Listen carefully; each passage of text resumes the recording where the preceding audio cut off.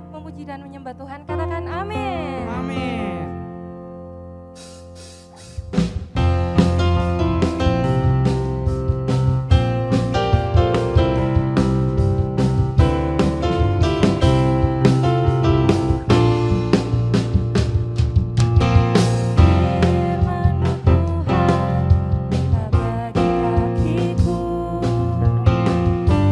Janjimu terang bagi jalan-jalanku.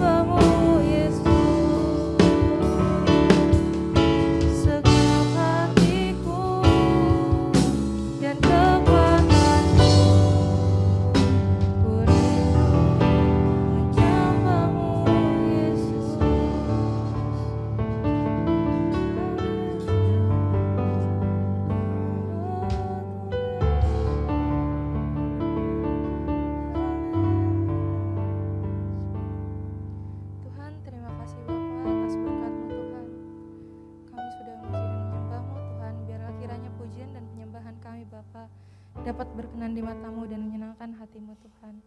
Kiranya Kau berikan hikmat Tuhan kepada kami dan kepada hamba-Mu yang akan membawakan firman Tuhan. Biarlah kiranya Tuhan setiap isi hati-Mu boleh disampaikan kepada kami dan kami pun dapat mengerti dan menjadi rema dalam setiap kehidupan kami Bapa. Terima kasih Tuhan Yesus, kami sudah berdoa dan mengucap syukur. Haleluya. Amin. Amin.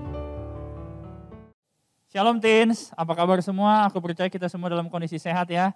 Hari ini kita mau kembali mendengarkan sharing firman Tuhan. Aku minta adik-adik di rumah fokus, duduk yang rapi, jangan lupa untuk menyiapkan Alkitab. Ya, pada bulan Agustus ini kita banyak akan membahas siapa sih Tuhan Yesus itu. Jadi kita akan membahas siapa itu Tuhan Yesus, siapa itu Roh Kudus. Ya kan, kalau misalkan minggu lalu Kak Christine sudah membagikan tentang kasih Bapa, ya kan.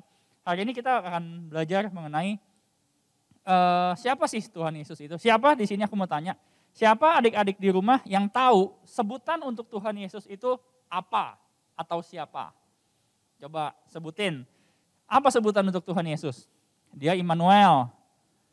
Terus siapa lagi sebutannya? El Shaddai mungkin kalau adik-adik tahu. Atau mungkin ada yang lain bisa sebutkan?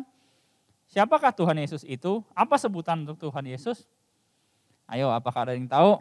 Nah, hari ini kita akan membahas sebutan Tuhan Yesus, yaitu Jesus is Son of David. Oh ya. Kok Son of David atau kok anak Daud sih? Gitu. Kenapa disebut anak Daud? Ini mengenai Yesus adalah anak Daud itu bukannya aku yang bikin-bikin sendiri, tetapi Alkitab pun mencatat bahwa banyak kejadian di mana Yesus itu disebut sebagai anak Daud. Ya kan? Nah, coba adik-adik di rumah boleh buka Alkitabnya. Kita akan baca di Matius 20 ayat 29 sampai 34. Yaitu kisah tentang dua orang buta yang ketemu sama Tuhan Yesus dan mereka minta disembuhkan. Ya. Matius 20 ayat 29 sampai 34 kita baca yang ayat ke-30. Ya kan? Ada dua orang buta yang duduk di pinggir jalan. Mendengar bahwa Yesus lewat, lalu mereka berseru, "Tuhan, anak Daud, kasihanilah kami." Nah, ini bukti pertama bahwa banyak yang menyatakan bahwa Tuhan Yesus itu adalah anak Daud. Terutama yang pertama adalah orang buta ini, ya kan, dipanggil Yesus anak Daud, ya kan? Tuhan anak Daud, kasihanilah kami. Kemudian yang kedua, itu tadi yang pertama. Yang kedua adalah di Matius 21 ayat ke-15. Ya kan?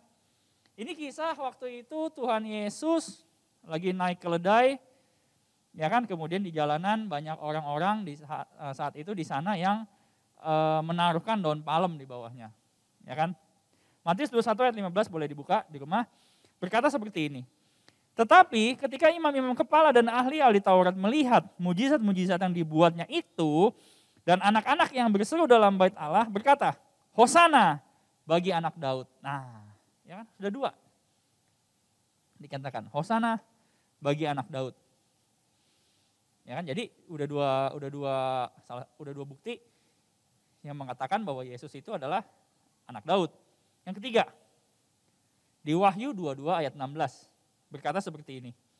"Aku adalah Tunas, yaitu keturunan Daud, bintang timur yang gilang gemilang." Wah, jadi sudah ada 3 bukti nih adik-adik bahwa Alkitab pun mencatat bahwa Tuhan Yesus ini adalah anak Daud. Lantas bagaimana caranya? Tuhan Yesus tuh namanya Tuhan kok anak gitu loh. Namanya Tuhan kok anak Daud. Kalau sama-sama adik-adik udah belajar ya kan, dari bulan-bulan sebelumnya kita udah belajar siapa itu Daud.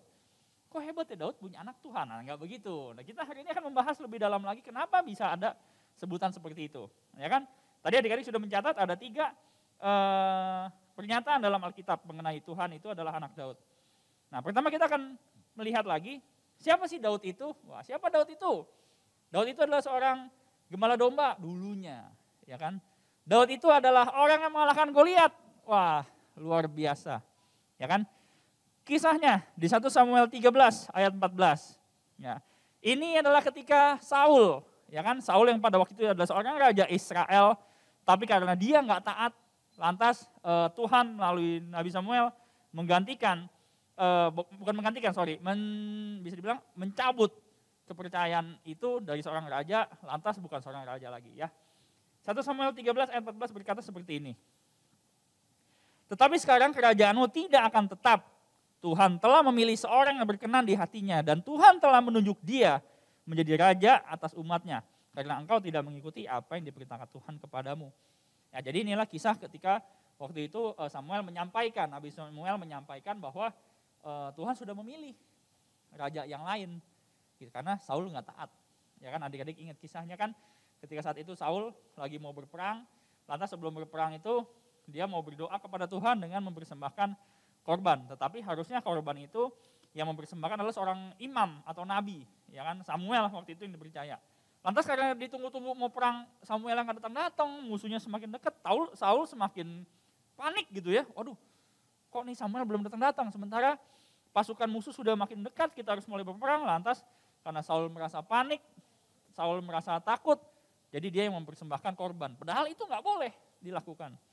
Ya kan, lantas terjadi Saul mempersembahkan korban, nggak lama setelah itu Samuel datang, nah hasilnya adalah seperti ini.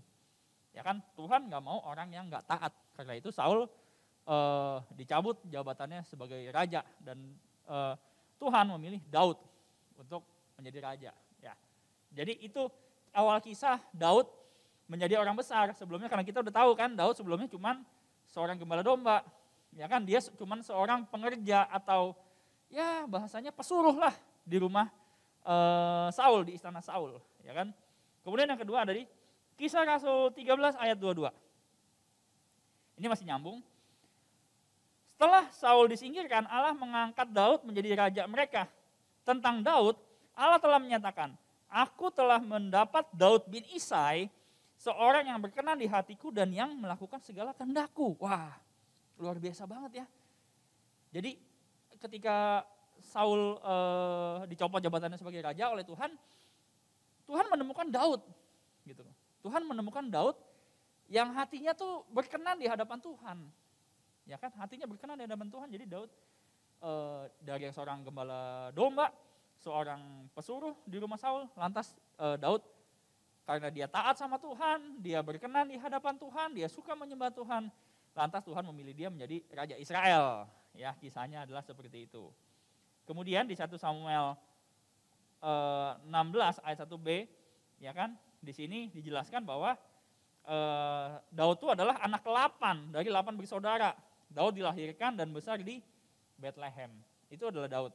Ya kan? Kemudian Daud dipilih Tuhan menggantikan Raja Saul, raja pertama yang juga dipilih Tuhan untuk memerintah Israel. Dari gembala domba yang tadi aku bilang menjadi seorang raja. Ya kan? Itu tuh Daud. Ya kan? Tuhan memilih Daud yang tadinya seorang gembala domba yang bukan siapa-siapa karena Tuhan berkenan kepada Daud. Ya kan, dia suka Daud yang suka menyembah, dia suka Daud yang taat sama Tuhan. Makanya itu Daud menjadi raja Israel yang luar biasa hebatnya gitu.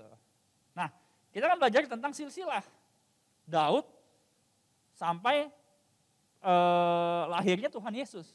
Karena tadi di awal dikatakan bahwa Tuhan Yesus ini adalah keturunan Daud. Tuhan Yesus adalah anak Daud. Nah, silsilahnya adalah seperti ini. Di Matius 1 ayat 1 sampai 16. Nah, kita baca yang ayat 1 dulu. Ya kan? Inilah silsilah Yesus Kristus anak Daud, anak Abraham. Kemudian di ayat yang 16 berkata, Yakub memperanakan Yusuf, suami Maria, yang melahirkan Yesus yang disebut Kristus. Jadi, kenapa Tuhan Yesus disebut anak Daud? Karena memang benar ia lahir sebagai manusia dan berasal dari keturunan Daud, dari suku Yehuda. Ya kan, Tuhan Yesus kan ketika dia turun ke dunia, dia kan mengambil rupa seorang manusia, ya kan? Mengambil seorang manusia kan, namanya seorang manusia kan pasti lahir kan dari seorang ibu, gitu kan? Jadi nggak mungkin tiba-tiba cering muncul, ya kan? Dari yang orang itu nggak ada bisa tiba-tiba orang itu ada, kan nggak mungkin, gitu kan? Jadi ketika Tuhan Yesus mengambil rupa seorang manusia, ya dia lahir. Pertama dia di dalam perutnya Maria, ya kan? Selama 9 bulan, kemudian dia lahir menjadi seorang manusia yang saat itu masih bayi, ya kan, kemudian bertumbuh dan Tuhan Yesus menjadi manusia, menjadi orang dewasa gitu loh. Kenapa sih Daud yang dipilih Tuhan untuk bisa dibilang untuk menjadi ayahnya mungkin, menjadi keturunannya, karena kan dari Daud sampai ke Tuhan Yesus lahir kan itu kan masih ada berapa generasi kan, masih ada berapa itu. Tapi Daud ini adalah bisa dibilang memang benar-benar awal mula bisa ada Tuhan Yesus gitu loh, melalui Tuhan Yesus. Kenapa Tuhan memilih Daud gitu loh? Karena ya kita tahu sama-sama tahu tadi bahwa Daud itu berkenan di hadapan Tuhan. Memang Tuhan Yesus tuh klik gitu ya. Tuhan itu senang gitu sama Daud, suka sama Daud gitu. Sama emang kita tahu ya bahwa Daud nggak selama menjadi raja, ya kan, selama dia memerintah mungkin dia nggak perfect tanpa dosa mulus saja, enggak. Tetapi satu hal yang kita sama-sama tahu bahwa ketika Daud berbuat dosa, dia datang ke hadapan Tuhan. Dia mengaku dosa dan dia siap menerima segala konsekuensi yang akan Tuhan berikan. Nah, itulah luar biasanya Daud. Kenapa Daud sampai dipilih, ya kan, untuk bisa menjadi Tuhan Yesus menjadi keturunannya dia gitu loh. Nah, karena Daud berkenan di hadapan Tuhan. Ya kan? Ketika namanya Tuhan itu yang mengambil sosok manusia, ya kan, dia lahir dari bayi sampai dewasa, sampai dia banyak mengajar. Tuhan Yesus pada waktu itu adalah 100% manusia. Ya kan, kok bingung ya? Kenapa? Kok Tuhan tapi dibilangnya 100% manusia? Nah, ini pertanyaan yang bagus kalau dia bertanya seperti itu. Pertama adalah gini, di Matius 1 ayat 18 sampai 25 menceritakan tentang kelahiran Tuhan Yesus. Dikatakan bahwa pada waktu Maria ibunya bertunangan dengan Yusuf, ternyata ia mengandung dari Roh Kudus sebelum mereka hidup sebagai suami istri. Gitu loh. Ya kan, nah, kayak misalkan kalian sebelum lahir, sebelum kalian sebesar ini, kalian kan pasti ada dalam perut mama, ya kan, dalam kandungan mama gitu loh. Itu namanya manusia. Nah, Tuhan Yesus pun begitu dia mengambil rupa seorang manusia, nah dia pun mengalami proses itu. Dia ada di dalam perut mamanya dulu. Kemudian ketika sudah tiba waktunya dia lahir, ya dia mengalami proses yang sama gitu, dia lahir. Nah, itu kenapa dibilang Yesus 100% manusia. Yang kedua adalah di Lukas 2 ayat 1 sampai 7 diceritakan seperti ini. Ketika mereka di situ, tibalah waktunya bagi Maria untuk bersalin. Ya sudah tiba nih waktunya lahir, udah 9 bulan. Dan ia melahirkan seorang anak laki-laki, anaknya yang sulung, lalu dibungkusnya dengan lampin dan dibaringkannya di dalam palungan. Karena tidak ada tempat bagi mereka di rumah penginapan. Nah, jadi lahir Tuhan Yesus kan. Kapan kita merayakan hari kelahiran Tuhan Yesus? Natal. Ya kan, itulah hari kelahiran Tuhan Yesus. Kita harus tahu tuh esensinya kenapa Tuhan Yesus lahir ke dunia. Kenapa Tuhan Yesus mengambil rupa seorang manusia. Ya kan? Kemudian di Ibrani 4 ayat 15 berkata seperti ini. Sebab imam besar yang kita punya bukanlah imam besar yang tidak dapat turut merasakan kelemahan-kelemahan kita. Sebaliknya, sama dengan kita, ia telah dicobai, hanya tidak berbuat dosa. Jadi gini adik-adik, kenapa Tuhan Yesus itu mau lahir, mau turun ke dunia, lahir mengambil sosok, mengambil rupa seorang manusia? Karena gini, karena Tuhan pun ingin merasakan apa sih yang manusia rasakan, gitu loh. Mungkin manusia bisa sedih, mungkin manusia bisa menderita, mungkin manusia bisa kecewa gitu. Tuhan ingin mengambil, ingin tahu, ingin juga merasakan gitu loh. Karena nggak bisa, mungkin kalau sebelum Tuhan Yesus lahir kan kita sama-sama tahu ya bahwa upah dosa itu adalah maut gitu loh. Sekalipun manusia udah tahu upah dosa adalah maut, tapi manusia mungkin masih berkali-kali melakukan dosa. Adik-adik udah baca sendiri kisahnya kan, di kisah perjanjian lama. Udah berapa kali ada kejadian dosa upahnya adalah maut. Enggak cuma sekali, tapi berkali-kali. Nah, karena itu Tuhan mau tahu. Gitu loh. Tuhan mau tahu bagaimana sih supaya Tuhan tuh enggak pengen bisa dibilang ada kesalahan hukum. Tapi karena Tuhan itu cinta sama manusia, dia pengen tahu manusia itu seperti apa. Jadinya dia harus juga mengambil rupa seorang manusia, pengen tahu gitu loh kehidupannya itu seperti apa. Ya kan? Sama misalkan adik-adik seperti ini. Misalkan di rumah ada yang punya adik gitu ya. Kalian mengajarkan adik kalian masak. Ajarkan kalian masak lah. Misalkan masak air lah yang simple. Mungkin nggak kalau kalian belum pernah masak air, tapi kalian ngajarin adik kalian untuk masak air? Nggak mungkin. Kalian harus tahu dulu prosesnya masak air itu seperti apa. Setelah kalian paham, baru kita ajarin adik kita. Ya kan? Begitu juga dengan kalau misalkan kalian sudah kelas 6 SD, 5 SD, 6 SD. Kemudian kalian ajarin adik kalian mata pelajaran kelas SMP. Kan nggak mungkin. Karena kenapa? Kalian belum ada di situ. Tapi ketika nanti kalian sudah naik di SMP, kalian bisa ajarin adik kalian untuk belajar pelajaran SMP. Nah begitu pun kurang lebih contohnya seperti dengan Tuhan Yesus. Gitu loh, bagaimana supaya dia mau tahu gitu, bagaimana sih kehidupan manusia, bagaimana sih perasaan seorang manusia, maka itu dikatakan di sini Tuhan Yesus pada waktu itu adalah 100% manusia. Ya kan? Cuman di sini dikatakan apa? Hanya dia tidak berbuat dosa. Ya kan? Tuhan Yesus semasa hidupnya nggak ada berbuat dosa. Kalian bisa lihat di Alkitab, nggak ada mencatat Tuhan Yesus berdosa tuh nggak ada. Karena dia Tuhan.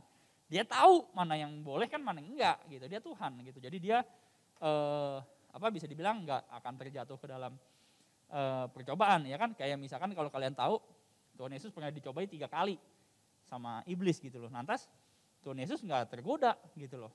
Tuhan Yesus pernah merasakan lapar setelah dia habis puasa, dia merasa lapar.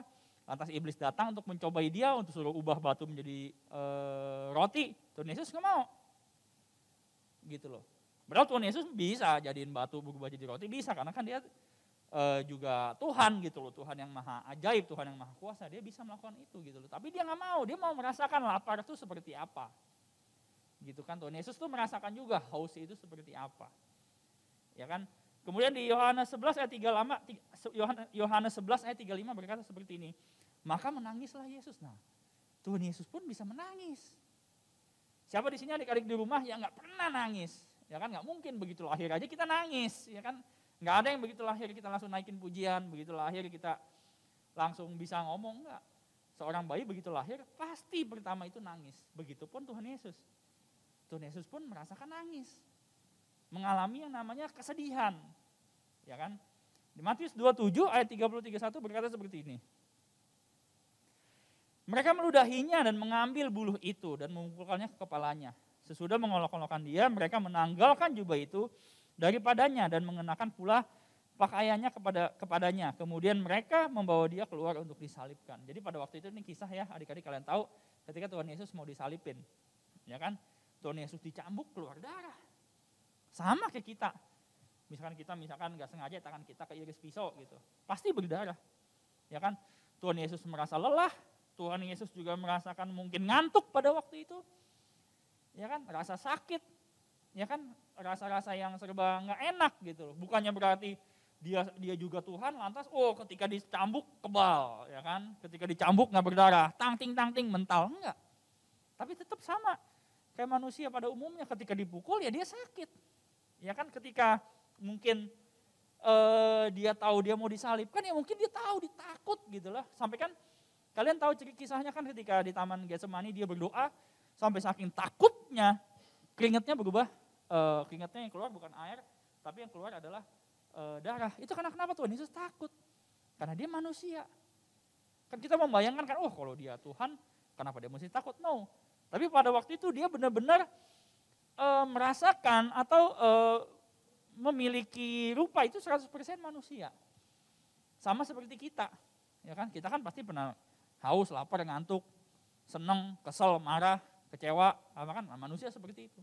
Cuma bedanya kita sama Tuhan pada waktu itu adalah Tuhan gak berbuat dosa. Ya kan?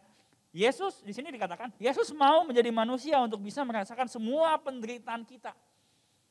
Dan menyelamatkan kita dari hukuman maut. Ya kan, kalau dulu di perjanjian lama kan hukumannya maut. Dia mati untuk mengalahkan maut dan menebus kita menjadi kepunyaannya. Ya kan? Tuhan Yesus tuh mengerti tetesan air mata setiap kita. Tuhan Yesus tuh peduli sama kita. Kalau dia nggak peduli, dia nggak mungkin mau mengambil rupa seorang manusia. Ngapain? Dia udah enak di surga, masa mau turun ke bumi buat ngapain? Masa mau disalipin doang? Enggak. Tapi dia punya misi. Untuk apa? Untuk tahu manusia itu seperti apa. Di Yesaya 53 ayat 4-5 berkata seperti ini. Tetapi sesungguhnya penyakit kitalah yang ditanggungnya dan kesesaran kitalah yang dipikulnya. Padahal kita mengira dia kena tulah, ya kan? Dipukul dan ditindas Allah. Tetapi dia tertikam oleh karena pemberontakan kita, dia diremukan oleh karena kejahatan kita, ganjaran yang mendatangkan keselamatan bagi kita dilimpahkannya kepadanya, dan oleh bilur-bilurnya kita menjadi sembuh. Amin. Nah itu, Tuhan Yesus yang tadinya gak berdosa, lantas karena sayangnya sama kita semua, dia mau tanggung itu semua. Tadi kan kita baca di atas, Tuhan Yesus gak berdosa. Tapi dia harus menanggung ini, dia harus disalib. Kalian kan ikuti ceritanya lah ya. Ikutin kisahnya baik dibaca di Alkitab atau mungkin kalian pernah nonton TV-nya diilustrasikan gitu ya. Begitu sengsaranya Tuhan Yesus. Gak berdosa, ya kan, bahkan Tuhan Yesus ditukar sama seorang tawanan yang jelas-jelas berdosa. Coba bayangin. Ya kan? Kita mungkin kalau baca Alkitab mungkin kita greget gitu ya. Ih, kenapa sih Tuhan Yesus gak berdosa? Kalau malah disalipin. Kenapa orang-orang lebih pilih membebaskan seorang membebaskan seorang tahanan yang berdosa? Nah, itu yang harus dijalankan. Karena kenapa? Supaya kita selamat. Ya kan? Supaya kita selamat. Karena upah dosa adalah maut, itu gak bisa dikompromikan. Tetapi ketika Tuhan Yesus sudah mau menanggung setiap itu, setiap dosa kita dia yang tanggung, bahkan dia sampai mati di atas kayu salib, bukannya artinya kita bebas dari dosa, no. Tapi kita harus ingat, setiap mungkin kalau kita nggak sengaja ya, kita nggak sengaja ketika berbuat dosa, kita harus sadari gitu loh, bahwa setiap kali kita berbuat dosa itu Tuhan Yesus yang sudah tanggung. Misalnya doang nih, misalkan aja kita nggak sempat belajar gitu ya, kita nggak belajar, tapi kita harus menghadapi ujian, ya kan? Kita lihat punya peluang-peluang untuk nyontek, kita ingat kalau aku nyontek, Tuhan Yesus yang tanggung. Ya kan? Kalau kita nyontek, Tuhan Yesus yang tanggung. Kalau kita ngomong kotor, Tuhan Yesus yang tanggung. Apakah kita mau seperti itu gitu? Kita sudah ditebus sama Tuhan, lantas kita masih bermain-main dengan yang namanya dosa. Kita masih terbiasa sama yang namanya dosa. Biarin aja lah, kan Tuhan Yesus sudah tebus. Kita nggak kenapa-kenapa, enggak. Tapi kita sebagai anak Tuhan, yang mengasihi Tuhan yang begitu baik, yang begitu luar biasa, kita ubah. Gitu kan, kita ubah dari yang mungkin kita suka nggak sengaja berbuat dosa, atau kita mungkin sadar gitu, kita berbuat dosa tapi kita lakukan, kita mohon ampun sama Tuhan dan kita jangan lakukan itu lagi. Nah, di sini dikatakan selain Tuhan Yesus adalah 100% manusia, Tuhan Yesus adalah 100% Tuhan. Ya kan, kalian udah lihat kisahnya kan, contoh mudah, contoh sederhananya, mengubah air menjadi anggur. Mana ada orang bisa kayak begitu. Ya kan, Tuhan Yesus mengubah air menjadi anggur, mujizat yang luar biasa. Kalian bisa baca di kisahnya. Kemudian Tuhan Yesus memberi makan 5.000 orang dengan apa? 5 roti 2 ikan. Mana ada bisa. Kalau manusia biasa melakukan seperti itu. Tuhan Yesus membangkitkan Lazarus dari kematian.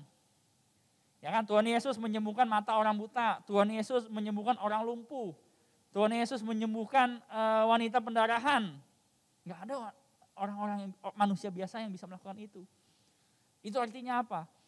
Tuhan Yesus adalah 100% Allah. Bahkan yang lebih luar biasanya ini adalah Kisah Rasul 2 ayat 32, kalian boleh baca. Boleh buka.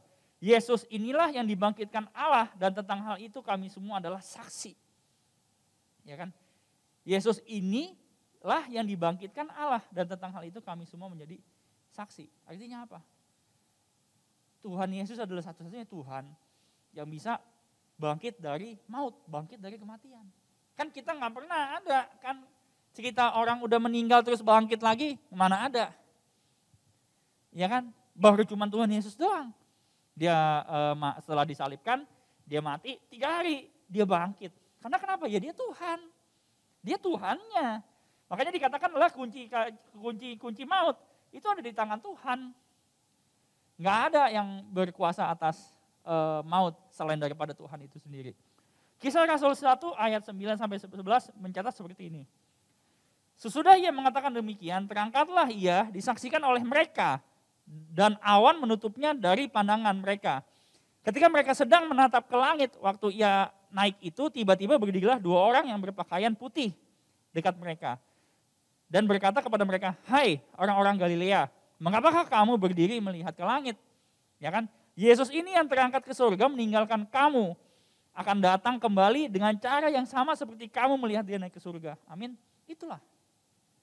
Tuhan Yesus bangkit dari kematian, dia bukan menampakkan ya, dia menunjukkan dirinya gitu loh ke murid-muridnya bahwa ini dia gitu loh. Ini aku yang udah bangkit. Kemudian kalian juga lihat kisahnya Tuhan Yesus makan bersama. Ya kan, mana ada roh dalam tanda kutip iblis atau setan yang makan ikan goreng, mana enggak ada.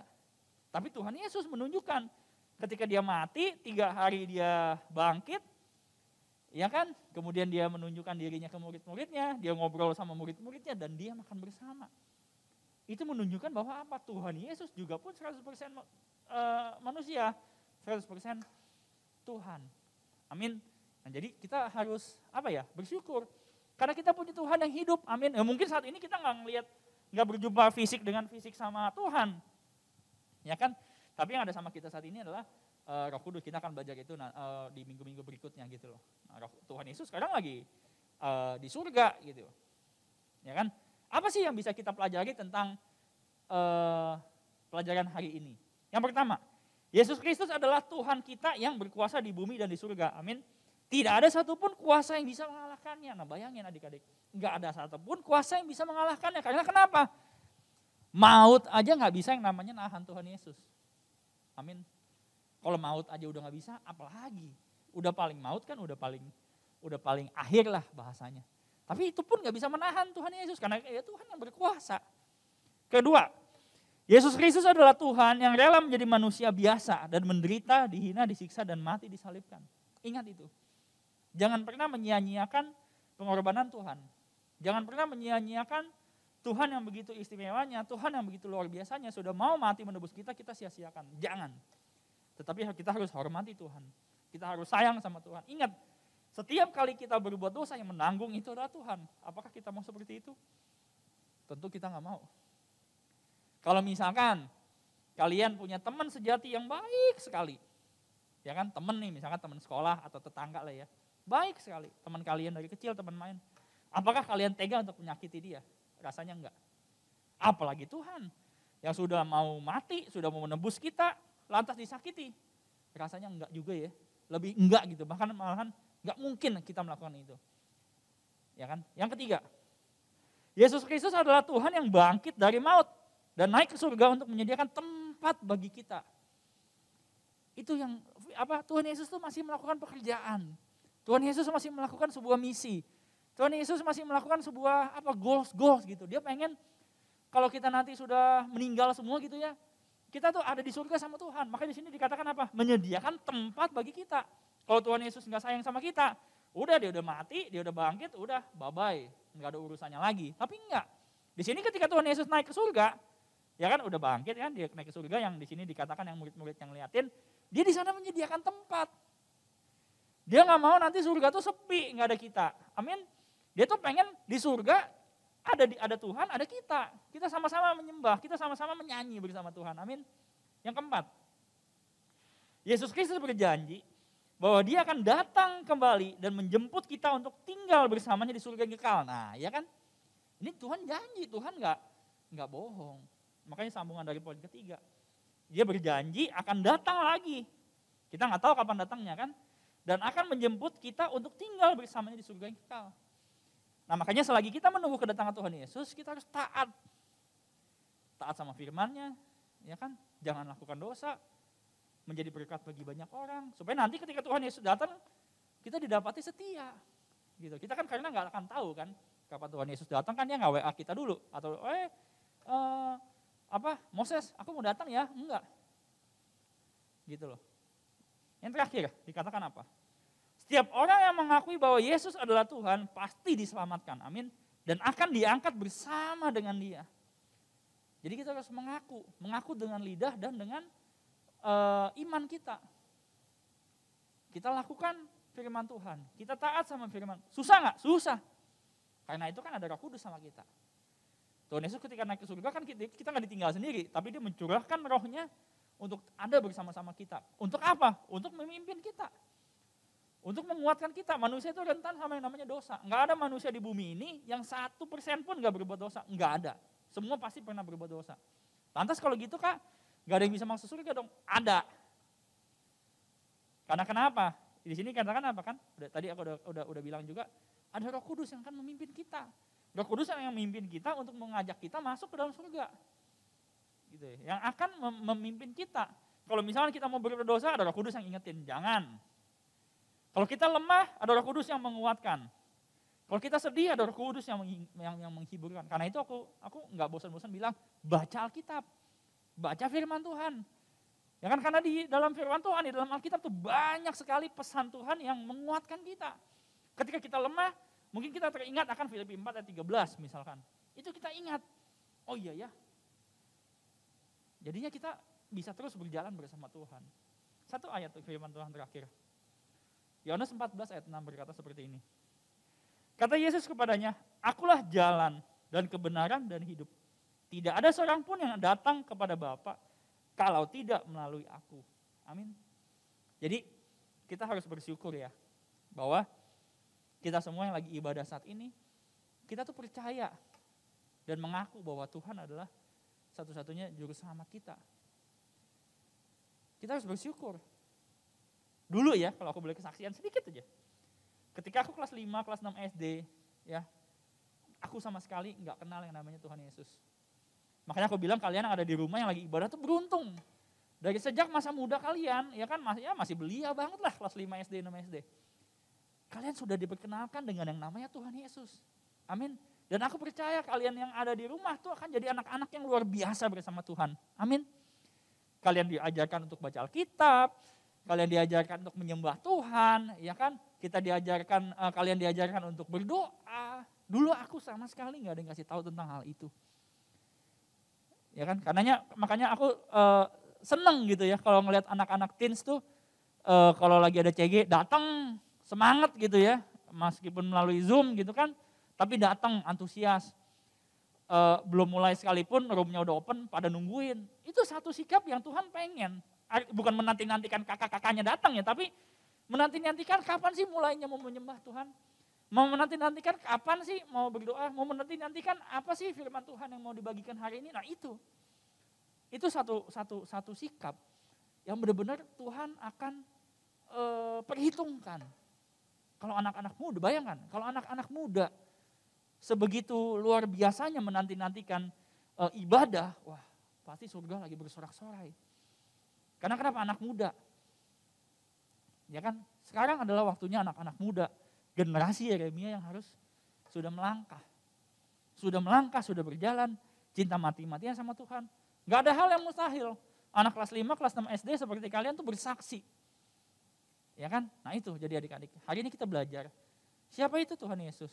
Tuhan Yesus adalah anak Daud. Kenapa bisa dibilang anak Daud? Karena memang Tuhan Yesus secara manusia dia lahir berdasarkan keturunannya Daud. Makanya dikatakan Yesus adalah anak Daud. Tapi di sini kita juga belajar. Tuhan Yesus adalah 100% manusia. 100% juga Tuhan. Ya adik-adik. Jadi kita belajar hal yang baru. Kita mungkin belajar hal-hal yang kita belum mengerti. Kita belajar mungkin hal-hal yang mungkin asing bagi kita. Tapi nggak apa-apa, tangkap saja. Tangkap. Kalau masih mungkin belum lengkap, kalian bisa baca Alkitab. Kalau nanti kalian masih merasa ada yang ganjel, kalian merasa ada yang mau ditanyakan, nanti pemuritan kita bisa ngobrol, pemuritan kita bisa tanya-tanya. Nah, makanya itu fungsinya pemuritan. Kalau aku begini kan, kalau dulu waktu masih offline kan enak, bisa tanya langsung, Moses, Selena, Jenis, bisa tanya langsung. Tapi kalau melalui Zoom ini kan aku ngomong cuma satu arah, kalian nanya, mana bisa nanya. Tapi ketika nanti di kelas pemuritan, kalian ada yang gak jelas, kalian tanya. Oke, itu aja hari ini sharing firman dari aku. Kalau mungkin ada yang kalian gak ngerti, kalian bisa tanya di kelas pemuritan. Oke, mari kita berdoa. Bapak, terima kasih Tuhan untuk hari ini. Kami boleh belajar ya Tuhan, bahwa siapakah Engkau ya Tuhan. Mungkin kami masih belajar hal-hal yang sederhana. Mungkin kami belajar masih hal yang tipis-tipis Tuhan. Tetapi biarlah Tuhan, firman Roh Kudus-Mu Tuhan yang memberikan kami hikmat, memberikan kami pengertian Tuhan. Bahwa siapakah Engkau Tuhan, bahwa apa identitas-Mu Tuhan dalam kehidupan setiap kami ya Tuhan. Ajar kami lebih dalam lagi Tuhan untuk mengenal Engkau. Tuhan yang luar biasa baik.